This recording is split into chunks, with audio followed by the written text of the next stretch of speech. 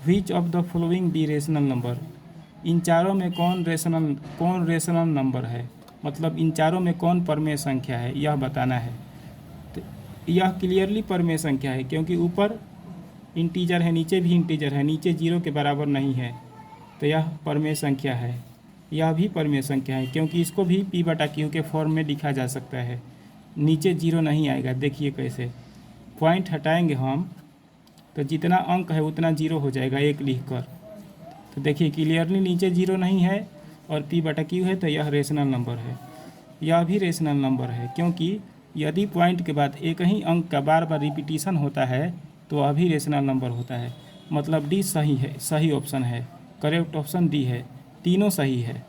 इसका correct option है D number, all. ठीक,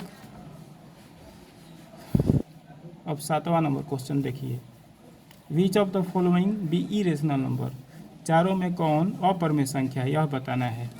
क्लियरली यह अपरमेय संख्या नहीं है, क्योंकि रूट 4 का वर्गमूल होता है 2, रूट 4 का मान होता है 2, क्योंकि 4 का वर्गमूल निकल जाएगा, तो यह अपरमेय संख्या नहीं है। ठीक, यह अपरमेय संख्या है, क्योंकि रूट 3 का पूरा वर्गमूल नहीं निकलेगा।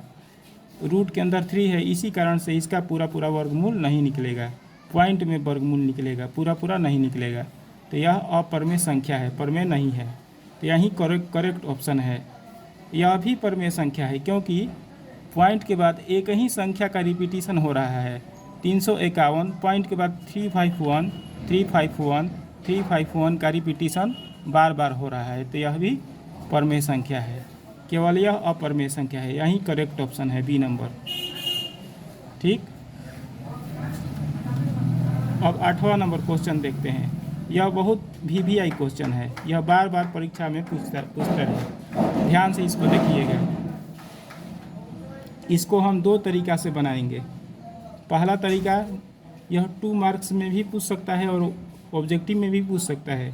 तो यदि 2 मार्क्स में पूछेगा तो कैसे बनाएंगे, देखिए दिया है 8वां नंबर, 2 tan 30 डिग्री बटे में 1 + tan स्क्वायर 30 डिग्री। तो 2 × tan 30 डिग्री का मान कितना होता है, 1/√3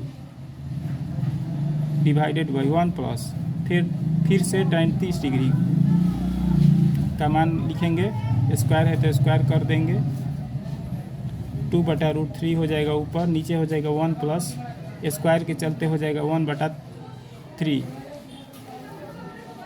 ऊपर लिखेंगे 2/√3। इसका LCM नीचे कर देंगे तो 3 में 1 से गुणा हो जाएगा 3 और 3 × 1 4, 4/3। 3 सबसे ऊपर चला जाएगा, जो सबसे नीचे होता है। यदि देखिए, यदि A/B/C/D ऐसा फॉर्म में कोई संख्या रहता है तो नीचे वाला सबसे ऊपर चला जाता है, मतलब A × D हो जाएगा और डिवाइडेड बाई B × C हो जाएगा। ठीक, इसी तरह से हम इसको लिख देंगे 2 × 3 डिवाइडेड बाई √3 × 4। ठीक, अब 2 से 4 कट जाएगा। ठीक, अब देखिए 3/2 हो जाएगा। अब रूट हटाने के लिए, बटे के नीचे रूट है तो रूट को हटाने के लिए ऊपर नीचे गुणा करेंगे, इसी से √3 से परमेयीकरण करेंगे, रेशनलाइजेशन, तो हो जाएगा 3√3 और नीचे हो जाएगा, यह रूट हट जाएगा तो 2 × 3 हो जाएगा, नीचे 3 कट जाएगा। ठीक, तो बचेगा √3/2। यदि 2 मार्क्स में यह क्वेश्चन पूछेगा तो इसी प्रकार से आप लोग बनाइएगा। अब देखिए √3/2 का मान, साइन कितना डिग्री का मान √3/2 के बराबर होता है, तो साइन 60 डिग्री का मान √3/2 के बराबर होता है। तो इसका करेक्ट ऑप्शन हो जाएगा साइन 60 डिग्री, ए नंबर करेक्ट ऑप्शन है इसका। अब यदि ऑब्जेक्टिव में पूछ देगा तो समय बचाने के लिए क्या तरीका अपनाएंगे हम लोग, तो उस पर भी विचार करिए। सेकंड मेथड, एक फॉर्मूला नोट कर लीजिए, 2 tan A divided by 1 + tan² A। का फॉर्मूला होता है साइन 2 इंटू ए। इसको याद कर लीजिएगा, क्योंकि ऐसा क्वेश्चन पूछ देगा तो यह फार्मूला कारगर है ऑब्जेक्टिव में।